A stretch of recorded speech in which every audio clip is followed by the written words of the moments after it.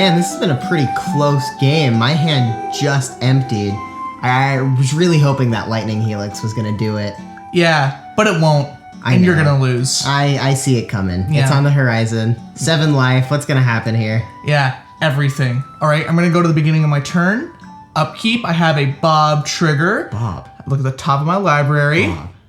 Bob. What? Bob. Blazing Archon? Bob! No! And welcome to the cleanup step. It's your boy Cameron after a long hiatus. And it's Eric. And today, we are chatting Ravnica Remastered. What better way to come back into the podcast space than to talk about everybody's favorite set of the season? I mean, I wasn't around when this set came out, but I still love this set. I have a couple of commanders from this set that I've played with and a lot of cards that I've have in my pet collection that I'm really interested in. So I mean, one of your decks is we're going to talk about its commander later in this episode. So True. Stick around. Yeah, have a soft spot for it. Well, we have decided to do our own little version of a top 10 for this set. And our concept is top 10 exciting cards from this set for Commander per rarity. Yeah. More or less. So that does mean the stipulations of this is that it's not just about price. These are listed by their commander play impact, our excitedness for the cards coming out. That's probably not a word, but it's fine. And how these cards play in the commander sphere. Mm-hmm. So it's good to see that. And if you want to get specific, this is a top 25 when you add everything together. Yeah, top 25. So we've got 25 cards to talk about and an episode's length of time to talk about them. So we're not going to deep dive every single card on this list. We're just going to talk about the most notable ones, the ones that we feel we have some conversation to be had around them, plus a couple of notable mentions. That way people get a little less angry for us skipping out on some fan favorites. Yeah, so you Sunder Shaman fans, sorry, you're not on this list. Eric tried so hard to get Sunder Shaman on this list, and I shot it down. It seems it would be good. Yeah. 4 mana, 5/5. I mean, it's 4 colored pips, but what do you do? Sorry, Bart. Anyways, let's go. Without further ado, we've got our mythics first. Do you want to do mythics first, or do we want to do mythics last? That's a good comment.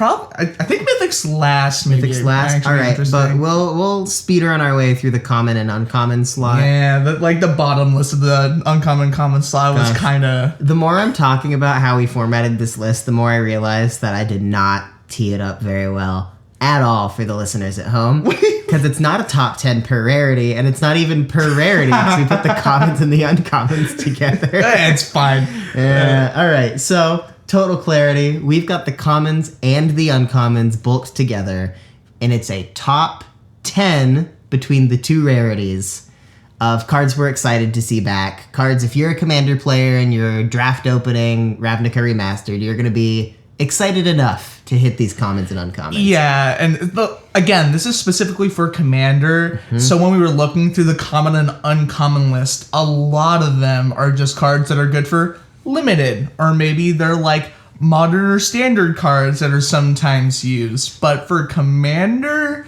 it was kind of slim pickings most of the way through, but there's still some really good cards from this set that you can pick up.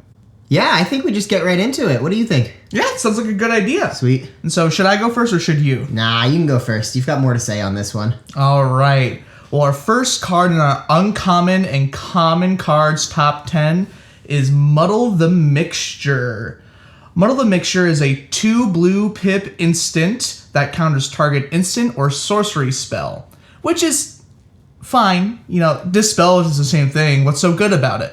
Well, this card has the ability of Transmute. So for 1 colorless and 2 blue pips, you can discard Muddle the Mixture and actually search your library for a card that has the same mana value as this card. Mm-hmm. So that means this is a 3 mana tutor for a 2 mana card, which is super flexible on a card like this and makes it probably one of the most prominent cards in CEDH and is still really good in Commander. I've got 3 different copies floating around all of my janky blue plus Commander decks.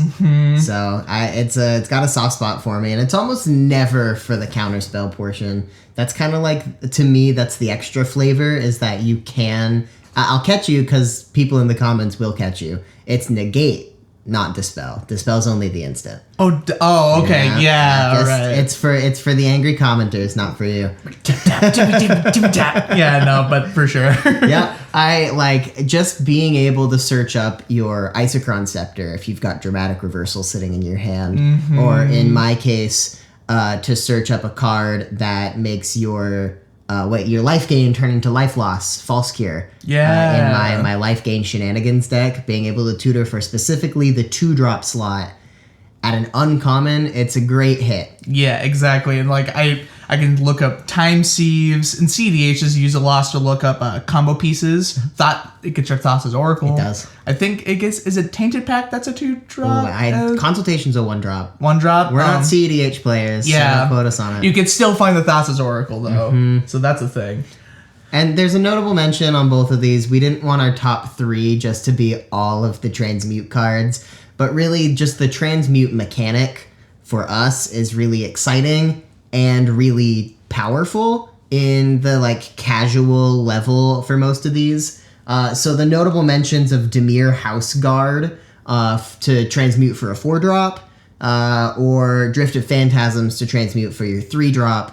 All 3 of these are in the set, and if it's got transmute in that rules text, it's a pretty good pickup. Yeah, always pick those up, especially in the uncommon and common slots. So if you don't want to buy your expensive tutors, but you still need tutor spells, here's your cards. Yep. And it's good because Muddle the Mixture hasn't been reprinted in a while. And so this card is also going to drop down in price, so maybe it'll be much more of a casual card. All right. You want to do the second one? Yeah, number 2. We are very excited to see more Rhythm of the Wild. Yes. Every time that card gets played, someone's pulling out the drums. Rhythm of the Wild. Give me a sec to find it here. I love the idea of this card, and every time I've played it, it's mattered. I don't know about you, Eric. How many times has this card been dead in your hand? I don't own one. You don't own a single Rhythm? I don't own a single copy. I have the Temur Ascendancy in my Animar deck, but I just never, because Rhythm of the Wild's like a $6 card, and it's one of those cards where I was just like, it'd be nice, but I don't have it. So. Well, Rhythm of the Wild, for folks who aren't acquainted, it is a 3-mana, 1 red and green enchantment. It says creature spells you control can't be countered, and non-token creatures you control have Riot, which means they enter the battlefield either with your choice of a 1/1 counter or haste. So if you've got a nice Gruul Stompy package, a bunch of 8-drops you're looking to throw into play on turn 4, if you teed them up with your Rhythm of the Wild, these things are entering. They can't be countered, so they're going to at least hit the battlefield before getting answered. And you can push them in with haste, which is a great addition, especially in a contentious playing field. Someone just left their board open because they thought you could get away with it. And then all of a sudden you've got Cultivator Colossus dropping in and slamming you. Yeah, and can't be countered is such an essential part of a Gruul Stompy deck in Magic, and Commander as well, because I would argue to say that Commander has the most counterplay in the formats besides maybe like Force of Negation and... I would say it's not necessarily the highest amount of counter spells like per game, but it's definitely like most of the time when I'm seeing counter spells played in other formats, they're played right around the time where somebody's going to win. Somebody's getting to the point where it's like, I countered the one spell that you could answer my board state with. But in Commander, it's like these middle of the game, you're really just doing it to stop a snowball sort of counter spells. I don't want you to have that Avenger of Zendikar, so it's gone now. I don't want you to lose the game right now, but I don't want Avenger in play. Yeah. And Rhythm of the Wild is going to force the issue. Tell the blue player with the Muddle the Mixture in their hand, sorry, you're going to have to transmute that card on your turn. Yeah. Love this card. Very good. Everything about it, it feels right, and it's in the right colors. There's plenty of ways to give haste in red, so if you're really getting redundancy, the 1/1 counter is still really impactful. Oh, and green? Absolutely. Yeah. But just the amount of versatility, it's so guaranteed. Every time you're slamming a creature with rhythm in play, you're feeling really good. And the opponents are feeling real bad. All right. Love that card. Very good card. All right. You know what's also a good card? Another green enchantment. Another green enchantment. This one is our number 3 slot, which is Wilderness Reclamation. It's not too much to be said about this card. It's just dope. Yeah, it's just a good value piece. At the beginning of your end step, untap all lands you control. It's 3 colorless pip and a green pip. This card, I believe, is only found in the retro frame art. So it's not in the set per se, but it can only be found in special art pieces like retro framing.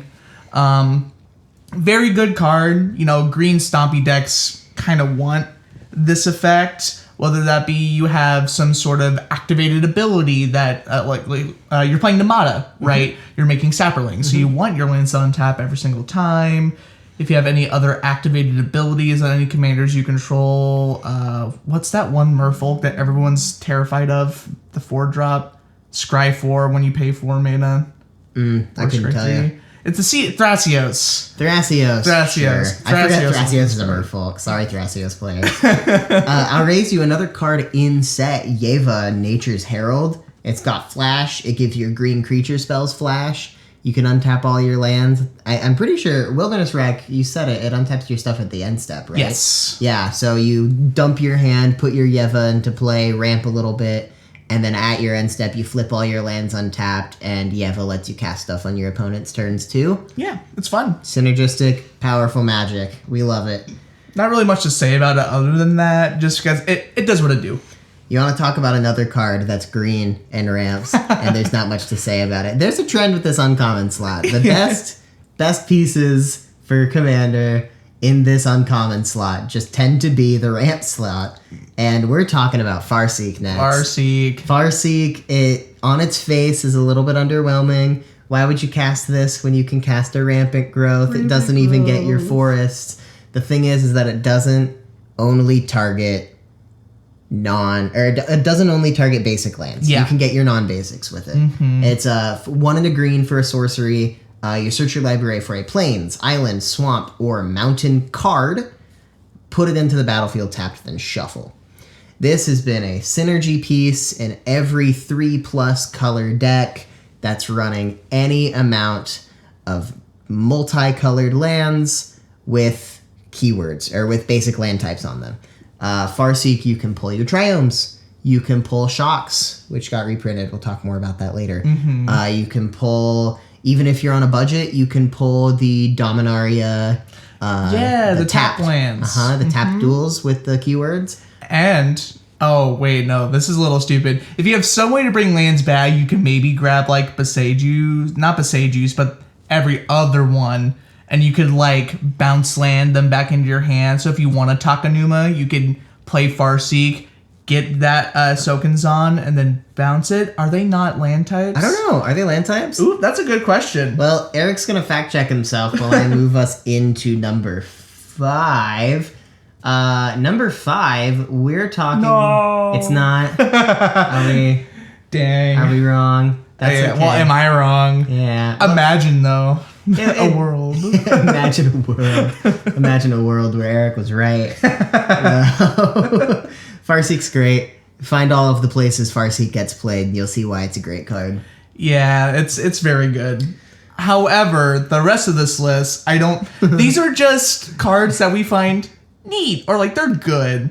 But those were kind of the big heaters of this list. But the rest of them are still just playable cards in the uncommon or common slot, but they're not really the most exciting cards that you can find. I don't know. Some of these make my Timmy heart giddy. I fought for a few of these, so yeah. We're just gonna speed run through these because this isn't the most exciting portion of our list. Number 5, we've got Mayhem Devil. The 3 mana with a black and a red pip, 3/3 devil creature. Whenever a player sacrifices a permanent, Mayhem Devil shoots somebody for 1 damage. Yeah, it's just Rakdos sacrifice stuff. It's also treasure punishing. Anytime any player sacrifices a permanent, Mayhem Devil gets a ping. Yeah, so they'll be scared. Yep. You run aristocrats, you're sacking your creatures, you've got Viscera Seer in play, you're firing away. Somebody else, they're playing treasures, you get to punish them for their treasures. It's just decent. It could use a reprint. I know it's climbing to a couple dollars at this point, so I'm happy to see it get some more love. Is it really? Oh boy. Yeah, that's not like a 50-cent uncommon. Our first common on the list. Woo, commons! It's just a card that feels good. It didn't feel totally great to me when it first released, but the more and more I see people playing it, the more and more I wonder why I'm not also playing it. We have our Boreal Grazer. This card is just a 1-drop green pip, 0/3 with reach, and when it enters the battlefield, you may put a land card from your hand onto the battlefield tapped, which is fine. Yeah. You know, it's ramp. You got a land in your hand. It's a 1-mana rampant growth. It's a 1-mana Farseek if your shocks are in your hand. Exactly. It's the only stipulation. It's got to be in your hand. Yeah, but it can block. It survives chumps from spirit tokens, so you really need a big creature for it to jump into. It's just efficient. It does what it does, and it does it pretty quick, and sometimes that's what you're looking for. If it was 2 mana, it would be so much worse. True. I don't know how much worse it would be, but definitely doubling the cost of this effect would probably take it out of a lot of spheres. Yeah, I agree. Plague Crafter is at number 7. This is a card you fought for. Gosh, I love this card. It's Fleshbag Marauder, but better. It's 3 mana with 1 black pip for a 3/2 human shaman. When it enters the battlefield, each player sacrifices a creature or planeswalker, and each player who can't discards a card. I love this card. It never misses. Yeah. Unless the opponent is literally already out of the game, not a creature in play, not a planeswalker in play, not a card in their hand. Oh boy. Plague Crafter never misses, and it hits each opponent, and then you just sacrifice it to its effect, so you don't have to eat anything else off your board. Yeah, you lose nothing. It's a 1-for-3 trade almost every single time. Put it in a deck like Corridor or Muldrotha or Marin, where you're guaranteeing at least 1 creature per turn from your graveyard. You can Plague Crafter every turn. Oh, it's horrible. It's so much in Muldrotha. I've locked Eric out of the game with this card. So much. That's the reason I fought for it. Play this card. Play this card in your casual commanders. Play this card to beat Eric into the ground. All right, this next card in our number 8 slot is also a Retro Frame exclusive card. This is Mage Right Stone.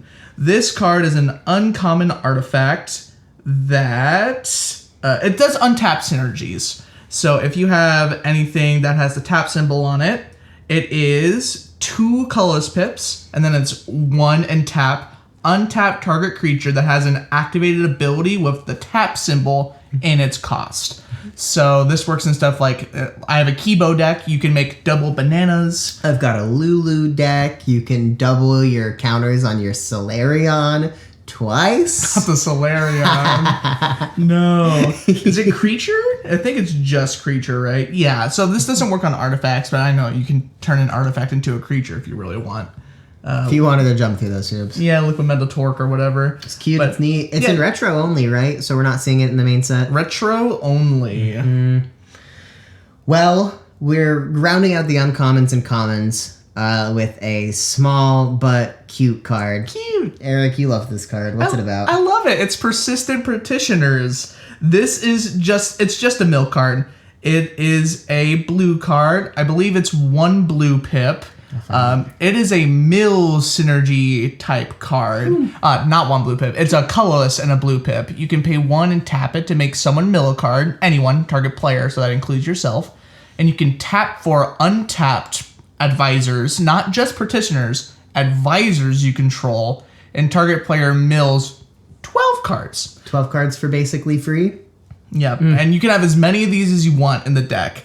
The reason why this is a neat inclusion in this set is specifically at common, is because this card was shooting upwards of like $3 per card for a common. It's neat. It's cute.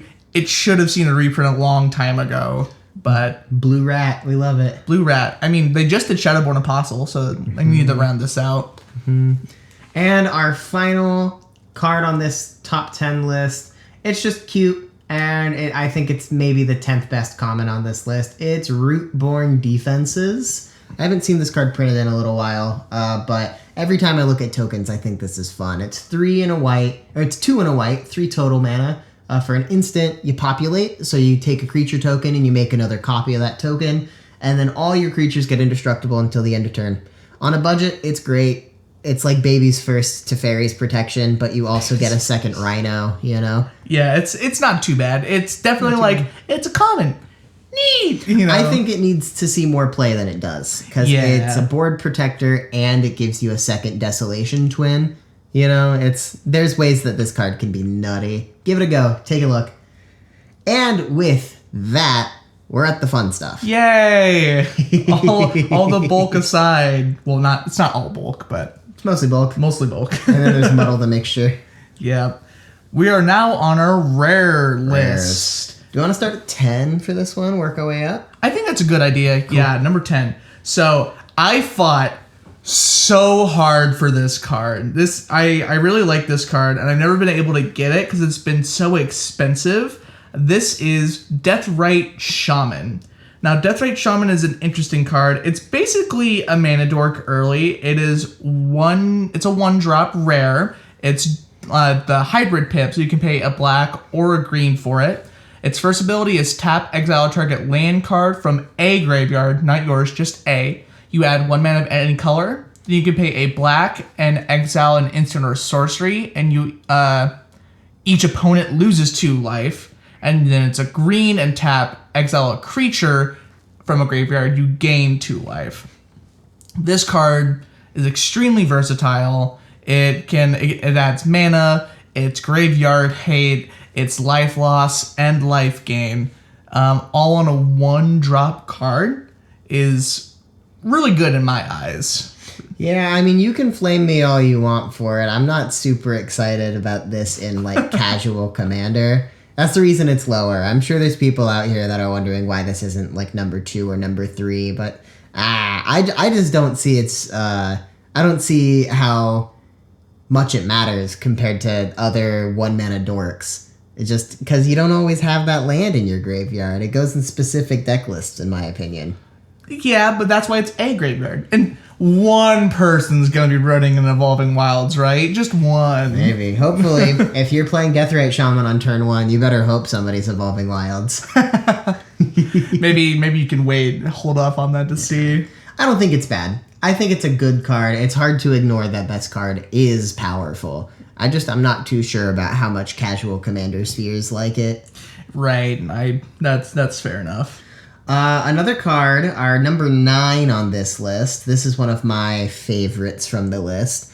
It is Mizzix Mastery. The amount of times I've looked at Mizzix Mastery and wished I had one in my collection, but just didn't quite want to pay the value for it. It is 4 mana, sorcery in red. You exile target card that's an instant or sorcery from your graveyard. For each card exiled this way, copy it, and you may cast the copy without paying its mana cost, and then you exile this card. It's funkily worded. You're basically flashback an instant or sorcery from your grave for 4. The reason it's worded that way is because it's got overload for 5 and 3 red, so instead of targeting 1 instant or sorcery in your grave, you can target each instant and sorcery card in your grave and cast a copy of it.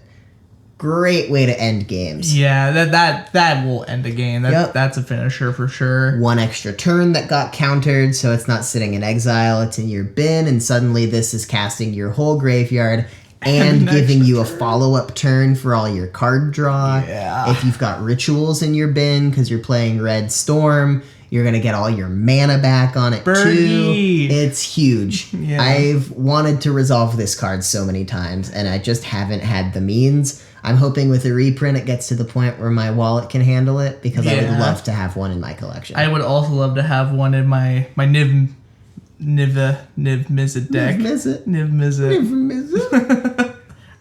We keep dropping it in there. That's later on this list. That's why I tried to stop it. I was like, wait, and then I don't really care. It's a commander. Yeah. Another card that I fought pretty hard for. I can talk about this one. Yeah. Number 8 on our list is Supreme Verdict. Supreme Verdict is in retro only, so you're not seeing it in the main set. It is a 4 mana with 1 colorless, 2 white, and 1 blue. Little pip heavy, but it's a 4 mana uncounterable destroy all creatures. Wrath of God that can't get responded to. I was telling Eric when I saw this card, I'm like, I know it's a little basic, but I think it needs to see the list. Because the cornerstones of Commander are trying to wipe the board and trying to stop you from wiping the board. Yeah. And if this is a board wipe that can't be stopped with an asterisk, but basically can't be stopped, it's worth talking about. Getting this card cheap is going to warp the format if it gets low enough. Exactly. That's probably why it's so low on our list currently. It doesn't say anything about its power level or its impact on Commander as a whole. It's just a board wipe. Yeah. So it's like, it doesn't need all that much attention.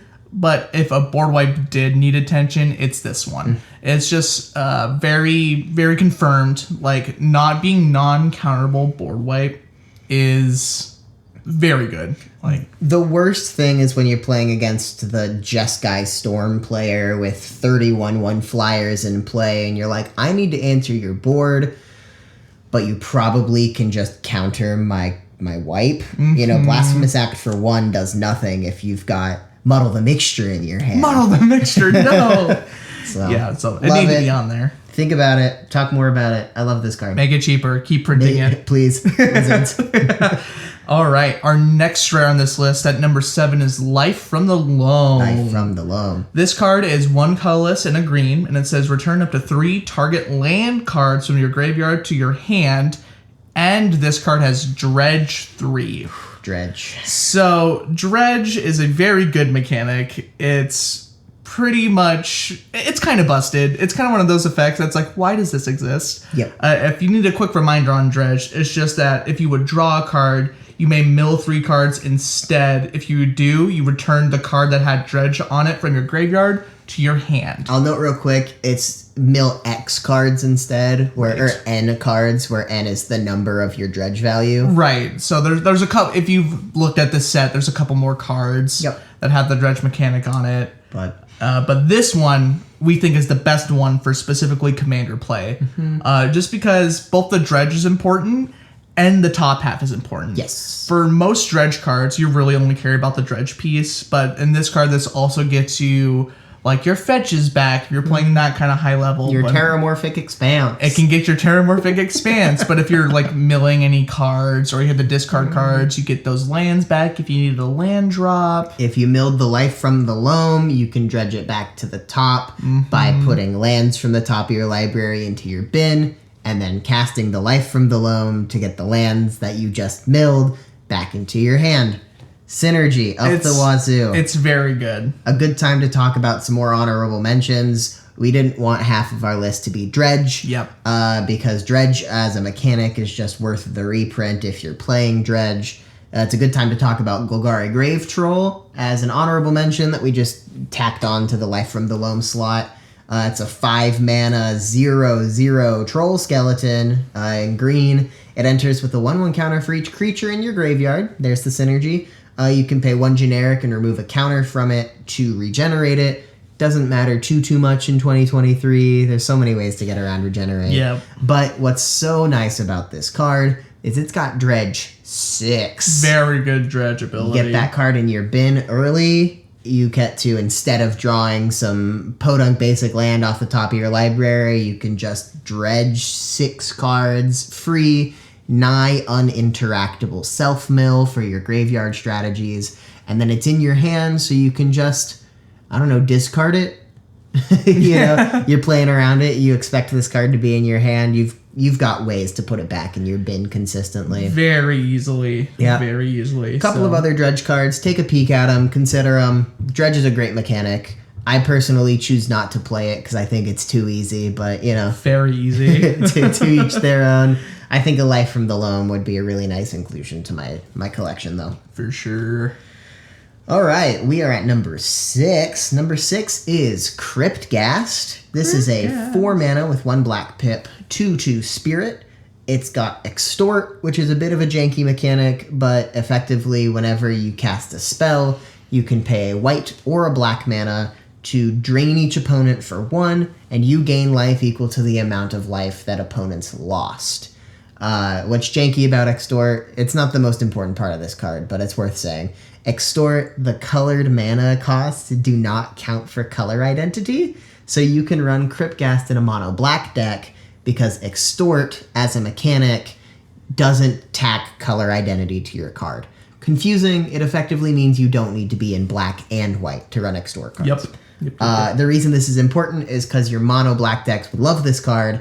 Whenever you tap a swamp for mana, you get an additional black. Ramp! Yeah, mono black, ramp, mana doubler. This card hasn't seen a reprint in forever. It's kind of started to get phased out a little bit. It's still a good card. It's just a little slow in 2023.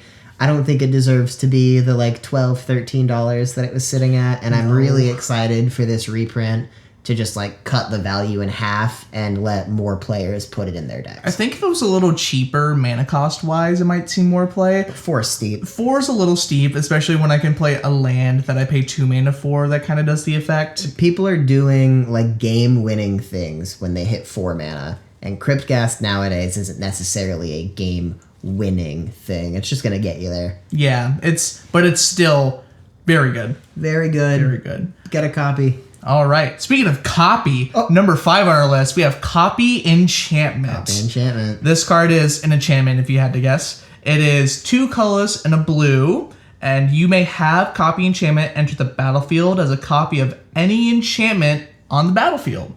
Which, just the versatility of that is out of this world, because there's so many good enchantments. Eric and I were talking about it when I first saw it. I was the one that suggested it, and at first I remember you were like, I don't know, you're playing blue. Blue's not really the enchantment color.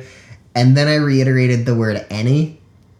Any enchantment. Any. You can get your opponent's not Cultivator Colossus, the Nyx Bloom Ancient. Nyx Bloom Ancient. Because it's an enchantment creature. Dryad of the Elysian Grove.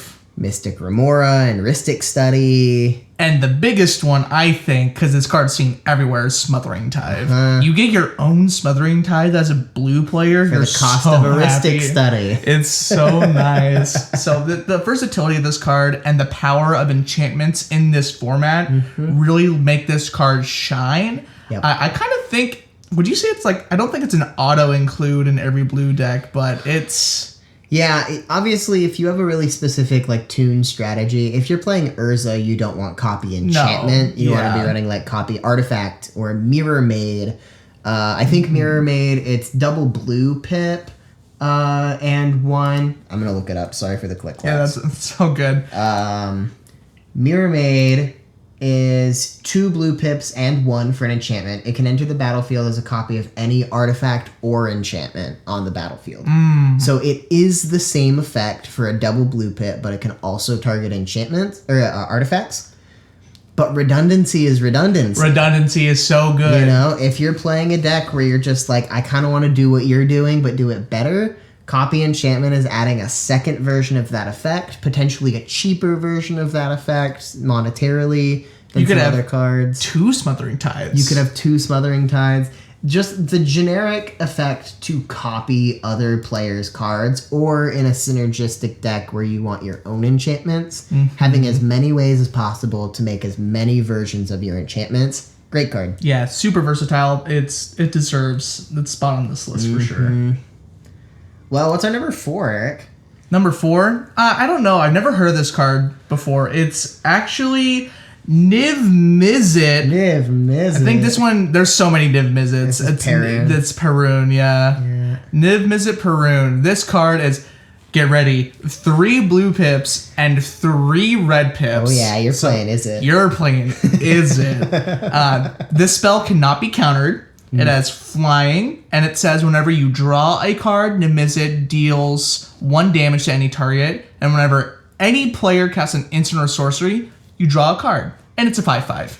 I mean, it's still a pretty big beater. This card is bonkers. Nuts.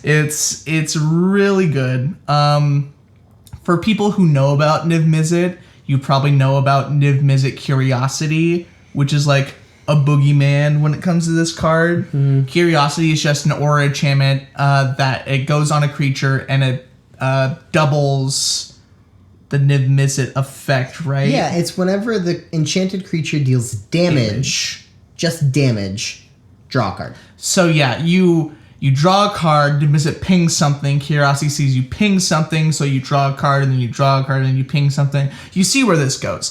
And so this combo is really good with Niv Mizzet, and in general, Niv Mizzet is just a really, really strong, really powerful commander that demands attention. At every level of play, I've seen Niv Mizzet matter, and matter a lot. You can build a deck of 10-cent budget rare or budget common instants and sorceries from old Dominaria, and this card is still going to be a threat as long as you have a critical mass of instants and sorceries that aren't like 7 mana each. Yeah, and so cantrips in this deck are really good. You can play this deck a lot of ways. You can either play it pump spell Niv Mizzet, which I tend to frequent a lot. You can like giving it double strike. The amount of uncaged furies I've taken to the dome. Yeah. Frightening. It's because you get 6 mana. You're basically there if you have the cards in hand, and he draws you cards. So it's really easy. You can play in control to just if you're going for specifically combos. He's he's good in Dragon Shells if you can find the pips. I mean, you don't even have to be the one building around this mechanic in order for his rules text to be threatening. Mm-hmm. You know, you put that in play and suddenly nobody wants to answer it. Yeah, because then they're giving you a card. Mm-hmm. That kind of sucks. So, very good card. Very good reprint. Love this card. Think about it. Build it. All right, we're at number 3. We're in our top 3 rares. Woo, woo, woo.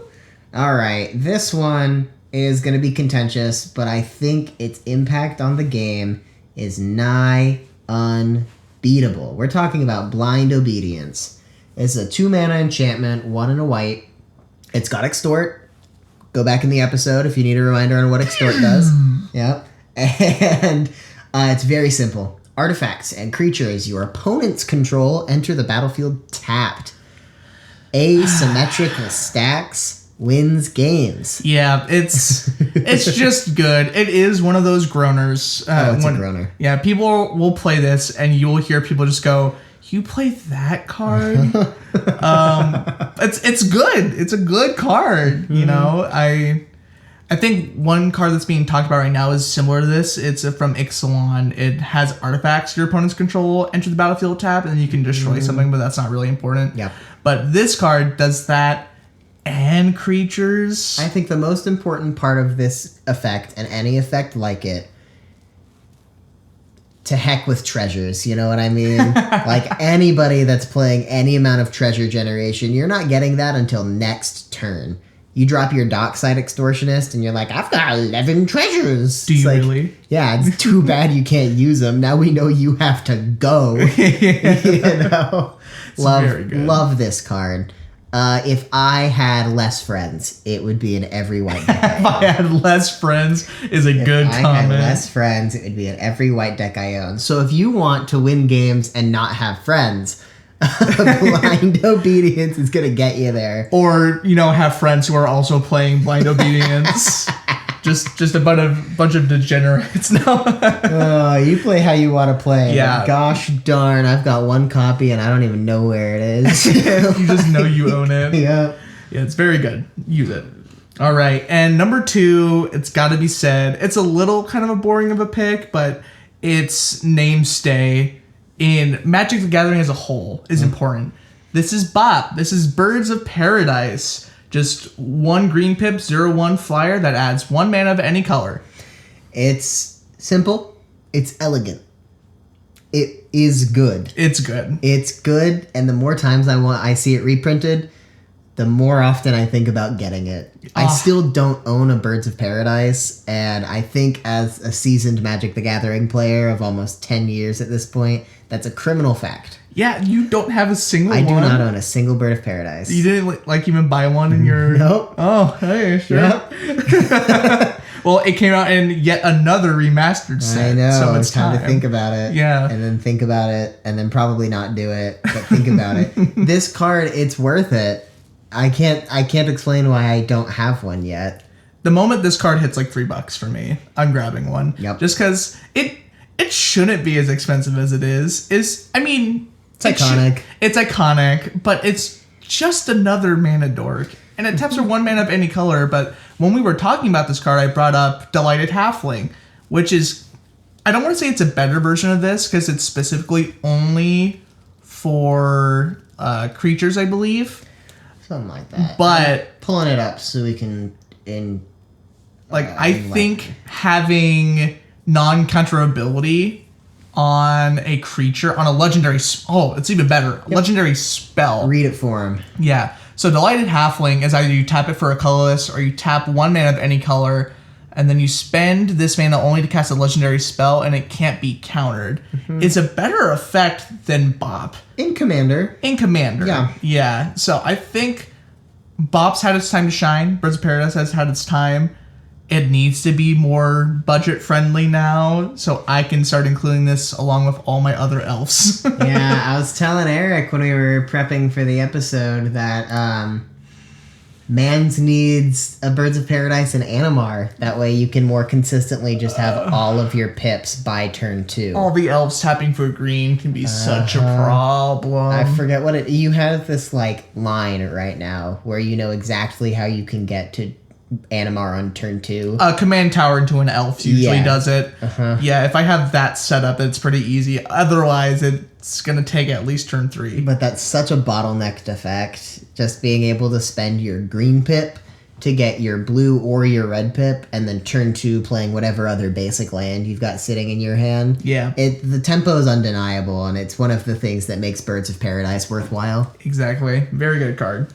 All right, we are at our top rare. Number 1! And we'll remind you, this isn't necessarily the most powerful card or the most money-wise card. It's just the card that Eric and I are the happiest to see for the format we love. Mm-hmm. And that's Spark Double. Spark Double. I swear I owned 3 copies of Spark Double, all when they were $16 each. And I can't tell you why other than I love this card. It's very good. It is 4 mana, 3 and a blue, for a creature illusion. It can enter the battlefield as a copy of a creature or planeswalker you control.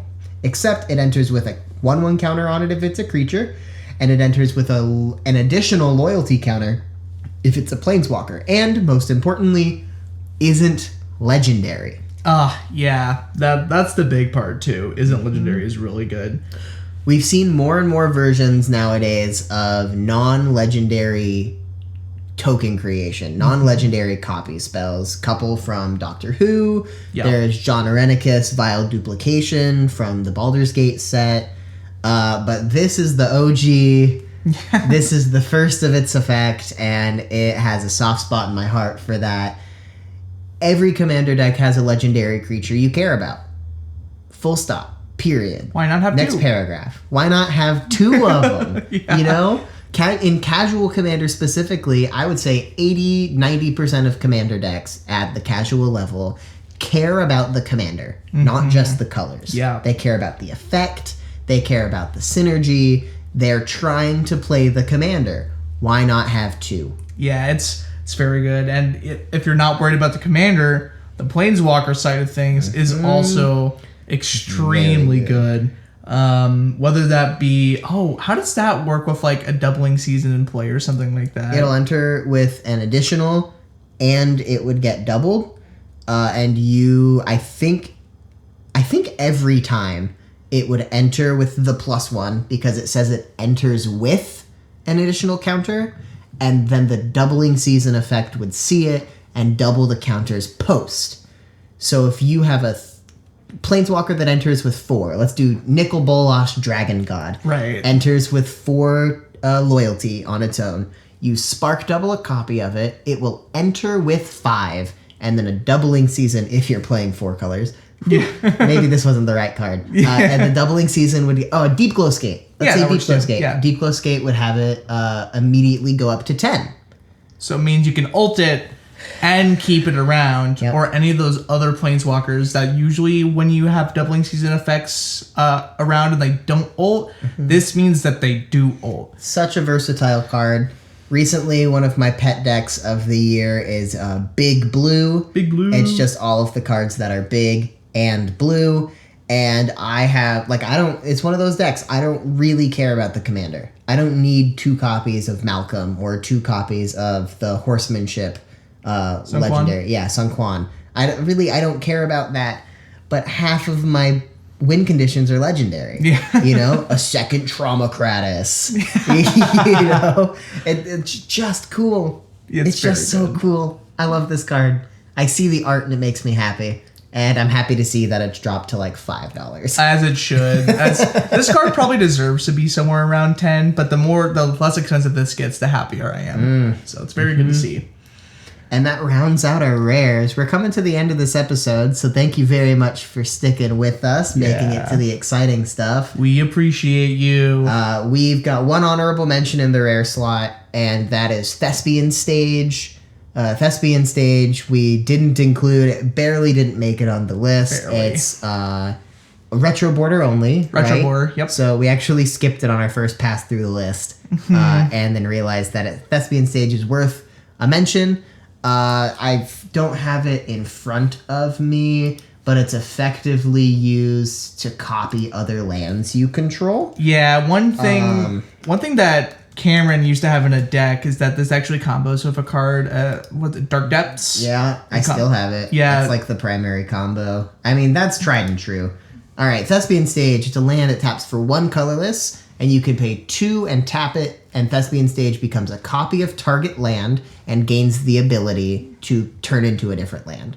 It's cute, it's neat, there's combos for it. We're not going to go into everything on this card just because it's an honorable mention, but it's worth looking at. There's a lot of ways that Thespian Stage gets really interesting, and sometimes it makes turn 2 2020 flying indestructibles. This is true. So there is one more honorable mention. We don't have to talk about it at all. This set does have Shocklands. Shocklands. It has all 10 of them in the rare slot, which is, thank goodness. We don't have to talk about them. Shocklands are good. It's boring because it's lands, but they're good if you get one. Yay! Yeah, if you're in a camp like me where you wish rare lands weren't $20 each and that everybody just had access to mana bases so they can play the cool non-land cards without spending $500. Yep. That's my hot take. More hot takes with Cameron next week. I just, you open your pack, your rare is Shockland, and you look at it and you can just think, $15 bill. Woo! There we go. I paid back the price of this pack and the pack before it. Yeah. Let's keep opening. Kind of what makes this set really a little bit. But, every other card is still great. And you know what cards are also really great? Mythics. We're wrapping it up with the Mythic slot. You want to start at 5 again? Yeah. Actually, I want to start with the honorable mentions. Start with the honorable mentions. Yeah, we'll do that. So 2 cards that we both talked about a lot and we do love but didn't make it on this list is Karn, the Great Creator, which that's a staple name. Karn, the Great Creator is a colorless planeswalker. Yeah, it's 4 generic mana. 4 generic mana. It says activated abilities of artifacts your opponent's control can't be activated. Haha. And its +1 is until next turn, up to 1 target non-creature artifact becomes an artifact creature with power and toughness, each equal to its mana value, so it kills eggs. And then its -2 is a sideboard effect that puts an artifact from outside the game into your hand. It's not really that useful. Gosh. Commander. Karn the Great Creator sees a lot of play in a lot of places. And the static ability making treasures not activate, making Urza decks sad.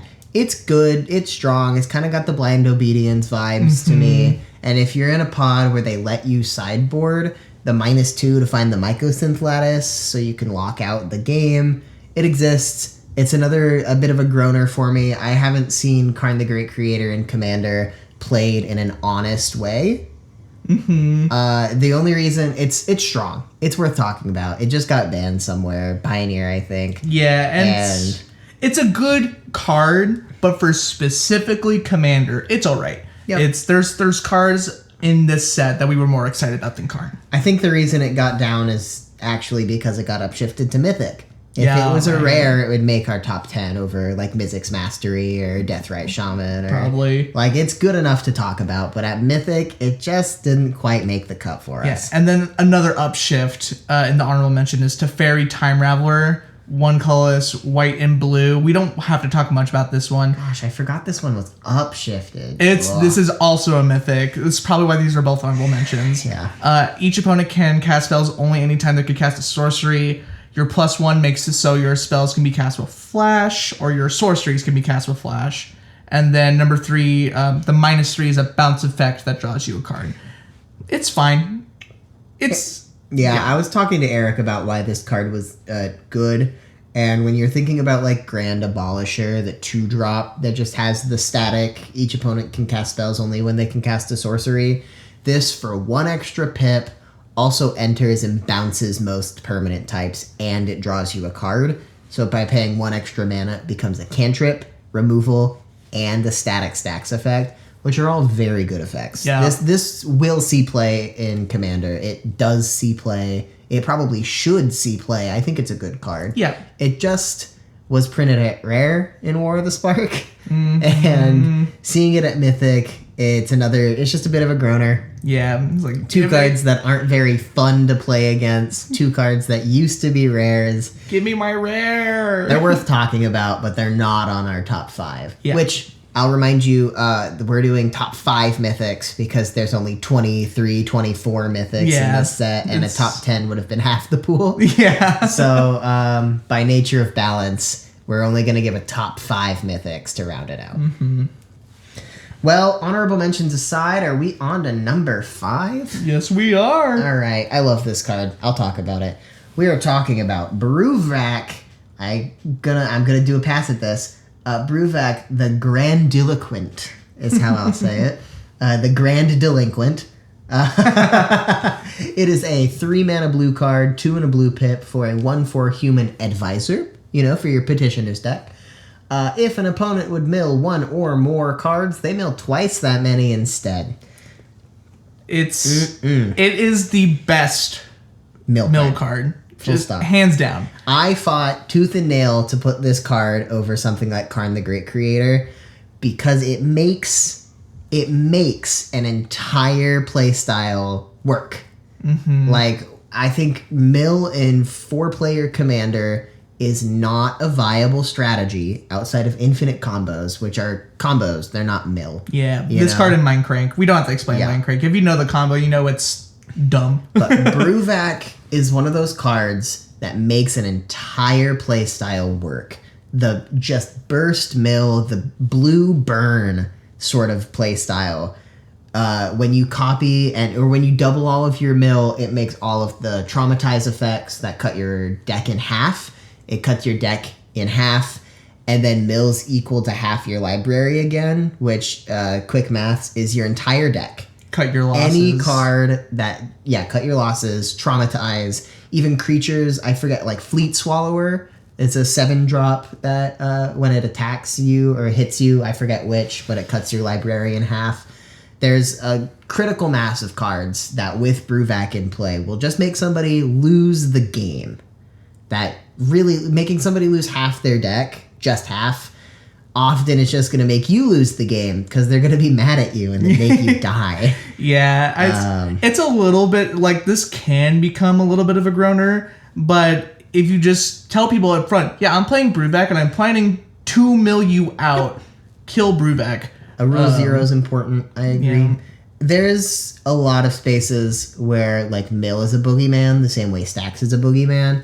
So be sensitive of your play groups before dropping. I think it's still like $25, $30 for a Bruvak. It was $40 before this reprint. So be sensitive to your play groups. Figure out whether or not people are okay with Bruvak. But as somebody who has long had a Dimir blue-black mill burst deck that currently has Tasha, the Planeswalker, at its commander, I love mill. And the people in my playgroup, more or less, are okay with seeing mill every now and again. and Bruvac would be in that deck if it was a little bit cheaper. Yeah. So, love Bruvac. I love Mill. Get used to it. Get used to it. Get milled out. Get milled out. Cut your losses or something. Yeah. Number 4 for this list, we have Udvara Hellkite. This card is good. It's 6 colorless, 6 generic, and 2 red pips. It's a dragon, creature dragon with flying. Whenever a dragon you control attacks, create a 6/6 red dragon creature token with flying. And this card is also a 6/6. So it's just a dragon pumper. It makes a lot of them. The biggest reason for this card being on the list, I think, is that this card should not be $20 in my mind. It's down to like 9 last I saw. Yeah, it's like this card needed to be cheaper. Dragons is one of the most popular play styles. It's one of the most popular kindred themes in Commander. You know, this is one of the staples. It's right up there with Ancient Brass Dragon and the Dragon. You know, such a good card. Yeah, I think those 2 cards are a bit better than this one, but I would agree. I don't know about that, dude. Every single dragon making another 6/6. You've got your, what is it? The Dragon Tempest to burn people equal to your dragons. You've got Scourge of Algus, which does it on a creature. And all of a sudden, you're Cranko doubling all of your dragons just by punching people. You cut their life total in half by hitting them with 4 dragons. And then you get 4 dragon ETBs to burn the table out. Is Miram a enter the battlefield trigger or a cast trigger? Miram, I think, says non-token. That makes sense. But 2 Utvara Hellkites coming down the turn you can guarantee 3 dragons are hitting means you will be getting 6 6/6s. Okay, it's good. So good. It's good. So good. I just don't play dragons. Nope. So, Oh. Yeah. Great. Yep. And the peek behind the curtain, Eric put number 3 at number 4. So our new number 3, by nature of elimination, is going to be Liliana. No, I accept this. Dreadhorde General. Liliana Dreadhorde General is a 6 mana with 2 black pips. For a legendary Liliana Planeswalker, it enters with 6 loyalty, which is a big starting loyalty for Planeswalkers. Number. Even at 6, that's a big number. Whenever a creature you control dies, draw a card. That's its static. Ooh, that's a good effect. That's a good static. Honestly, just that effect alone might make a card worth a couple of dollars, you know? But it also +1s to create a 2/2 zombie token. It -4s to make each player sacrifice 2 creatures, and the -9, each opponent chooses a permanent they control of each permanent type and sacrifices the rest. Yeah. Eric, you sold me on this card. I was honestly going to put it in like the honorable mentions, or maybe 5 at best. Just the ceiling for this card. That -4 ability in general means you're getting rid of 6 creatures on the board from your opponents. You're getting rid of 2 of your own, but her static saying creature means you're just killing 2 zombies. So you're drawing 2 cards, you're getting rid of 6 creatures, and you still have the Planeswalker around for the effect to do more.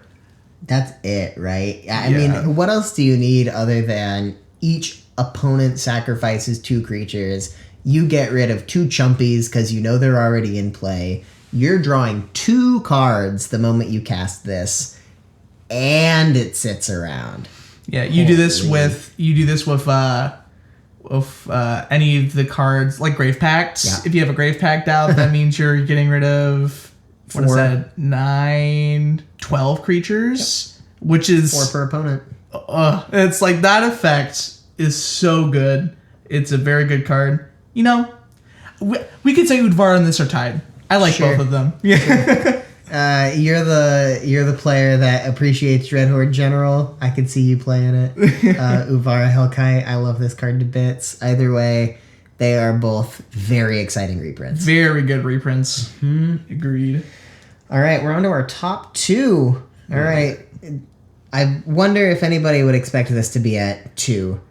We had a long conversation about this card specifically, and spoiler alert, it's another upshifted card.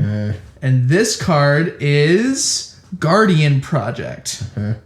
Guardian Project is a 3 generic green enchantment.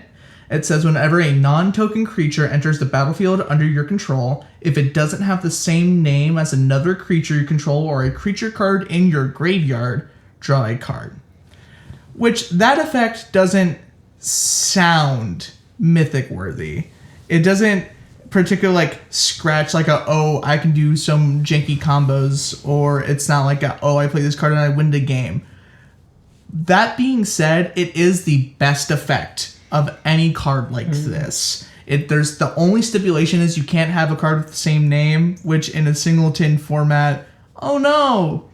Yeah, especially it has the caveat of non-token, which means it's not going to trigger off of all of your... So it's not broken. Yeah. Yeah. But the other versions of this effect, you're either spending 4 mana for Beast Whisperer. I don't know the power toughness, but it whenever you cast a creature spell, you draw a card. This is a enter the battlefield effect. Which can be abused. Yep. And if you want an ETB draw effect, there's Soul of the Harvest, but Soul of the Harvest is at 6 mana. Which is a lot. Yeah, you would rather just be playing the creature that you drew off the Guardian Project for 6 mana and win the game on your next turn with a Rhythm of the Wild in play, so Muddle the Mixture can't counter it. Exactly. And then the other cards are like this, I think it's Elemental Bond, the 3-drop one, which is when power 3 or greater enter battlefield, draw a card. Yeah, that's either... I forget if Elemental Bond is whenever, or if it's just at the start of your turn. That's a whenever card. Got it. Yeah. I'm thinking of Colossal Majesty. Is at the start of your turn you draw an additional card. There's Garrick's Uprising. Garrick's Uprising which is power 4. You draw a card. Yeah. I guess Creature's Trample, which gives it a little bit of an edge. But of all the effects in the game, Guardian Project is the best version of it. Yeah. And probably the most abusable because you can do the bounce effect. So it probably deserves to be a mythic just for the hints of it being the best version. That being said, another mythic that was upshifted is a little but it's a good card. Yeah, we mathed it out. It's out of, I forget if the number was 23 or 24. It might be a little bit higher because of retro that we missed. It's 24 because we missed Niv Mizzet Reborn. Right. Out of all of the mythics in this set, the 24 of them, I think the number was 8. 8 mythics from this set are upshifted. Not a single green mythic from the rest of Ravnica combined showed up in the mythic slot. That wasn't upshifted. Both Guardian Project and Protean Hulk are upshifts. Yeah. So, you take that how you will. It's not our place to say what the right choice was. I personally wish World Spine Worm was here as a green mythic. Been nice. The rest of them, I could have... I'm fine with them being not included. Yeah, we looked around. Biogenic Ooze will not be missed. Yeah. But I'm taking us off the beaten path a little bit. Guardian Project, even though it's an upshift, it might be the most deserving upshift we've seen. Yeah. And it's an effect worthy of being our second most exciting mythic of this set. Yep. Under only one card. And I think sometimes excited isn't the right word for this card. I think this might just be the best card in the set. Yep. It really is just the best card in the set. How can you beat Cyclonic Rift? You can't. You can't. We tried really hard to figure out a way to make Cyclonic Rift not number 1, but we started our conversation on this episode going, all right, Cyc Rift at 1, what's number 2? And nobody thought once to question it. It tells you how much this card is respected or disrespected depending on your position. But either way, the more times it gets reprinted, hey man, get a copy. Yeah. You're going to win games. It's another, you might lose friends for it, but you're going to win games with the Cyc Rift. We should mention, we did just talk a lot of smack on upshifts. This card is also an upshift. This card should have been a mythic in the first place. Yeah. So I'm not mad about this one being mythic. The only thing I'm confused about is that we just saw a reprint of this card in Commander Masters at Rare. Yeah. So it was so close together of the upshift that it feels a little odd, but I'm not mad about it. It should be a mythic. Well, let's read it real quick. That way it's not the only card we didn't read. It is a 2-mana instant, 1 in a blue. You return target non-land permanent you don't control to its owner's hand, with Overload for 6 and a blue, 7 mana total. So if you spend the 7 mana, it reads, return each non-land permanent you don't control to its owner's hand. You've seen people meme and dream on this card about how Cycriff just extends games. That's because you're playing it wrong. This is the PSA for all of the Cycriff newbies out there. You don't play this card when you're scared. You play this card when you're winning the game. Because what are they going to do if all of their rocks are in their hand, all of their blockers are gone, all of their safety isn't there, they've just got their lands tapped, and you're going off. You're gonna kill them. Yeah. It doesn't touch your board at all. You build up your Simic big things. You build up your white token base if you're going like Azorius Tempo. There's so many ways that you can just win the game off this card. And if you want to keep friends and play Cycriff, just play it to win, because this card is going to win you games. Yeah, that's a good point. If you play it just to wipe the board because you don't want to get hit for 10 damage, then you're going to make this card feel bad. Yep. And people are going to be mad at you for playing it, and you're going to be sad that you even did. Yeah. I've done it before. I know. Yeah. I have not, which makes me want this card real bad. Yeah. I hope it gets like near $20. It is. I might think about it. Is it? Yeah. Nice. From what I'm looking at Card Kingdom stats just because that's my marketplace. But Card Kingdom stats for this card sit at around like 22. Good, because this, I think at the beginning of this year, this card was sitting around 50s, 60s, and then it saw one reprint, and now this one, it's a big reprint that needed to happen. It's an upshift that needed to happen, and it's a card. This art's really pretty, actually. Might be my favorite art. I like the Tempest Whirlpool from the original art is neat. The little like water tornado, but it's pretty. Have you seen the full art for this card? And it's a tornado, so it goes back to that. But there's a sheep that's flying. There's just a sheep that's caught in the tornado. Gosh, that's great. It's very funny. No, but this card deserves to be number 1 for sure. Well, we pushed this episode longer than we wanted to, but I think that's the nature of a nice Magic the Gathering conversation. Yep. I mean, we did effectively talk about 25 cards in the span of an hour, so... Yeah, that's what it's not. Yeah. Hope you got your fill. I think I've had my fill of looking at this remastered spoiler sheet. I'm excited to get my hands on some cards. Yeah, definitely. I think this is important to say for this set specifically. Picking singles up from this set is going to be huge. Yep. Because I would rather get a Cyclonic Rift and a Bruvac and a Guardian Project for $50 than high roll a Lord of the Void and an Ilharg and a Gideon Blackblade. I already have one. That card was $2 and now it's reprinted again. I love Gideon. Give him a shot. That's for another podcast. Very good and limited. With that, I think we are signing off. Yeah, I guess we are. You know, I can cut this out later if I don't want it. But we're gonna try and keep up to a schedule a little bit. We've got some plans for the future. I think unless our plans change, we might be bulk recording another episode now. So if you've heard this one, there's a high likelihood that there's another one coming. And if we follow our schedule, it'll be within the month. Yep, exactly. So stay tuned. Make sure to follow our socials. We have a TikTok. That's the Cleanup Step on TikTok. We have a Spotify. That's the Cleanup Step. And our YouTube. That's the Cleanup Step. You can follow us all there. The TikTok specifically, if you want to catch some of these early for specific clips we found funny. That's what we post on there. But yeah, make sure to check us out. Gosh, I'm calling it right now. I think the clip is going to be the 5th repeat of a Muddle the Mixture reference. Just all the cuts. I tried so hard to say Muddle the Mixture as many times as possible this episode, and I'm very proud of it. Go back and count them. Yeah. Eric's gonna have to. Go back and count them and go and buy one, because it's gonna be cheap now. True. All right, we're signing off. All right. Have a good one, y'all. Yeah, thanks. Bye. Bye.